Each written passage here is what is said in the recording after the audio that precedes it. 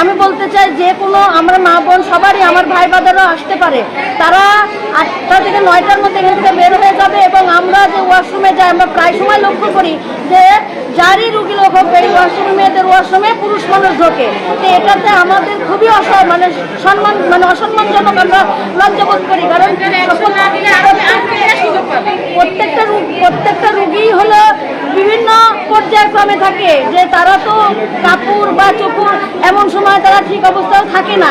সেই সময় যে একটা ছেলে মানুষ আমরা দেখি, তখন আমাদের লজ্জা বিভ্রান্ত করতে হয়। তাই আমি আজকে থেকে বলতে চাই যে যেই হোক, আমার ভাই আমার বোন যারই হোক, রুগী কোনো পুরুষ মানুষ ওয়াশরুমে বা টয়লেটে যেতে পারবে না, কোনো যত বিপদে। কারণ একটা রুগী হলে, একটা রুগী কোনো মা বাবা, ভাই বোন, খালা, ফুবু এরা ছাড়া জন্মগ্রহণ করে না।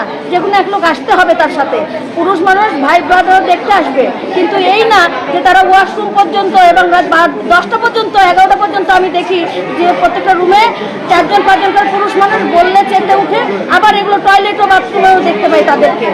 আমরা চাই আমাদের ইজ্জত সবার আছে, এটা যেন, এই কাজ যেন আর কখনো না হয়।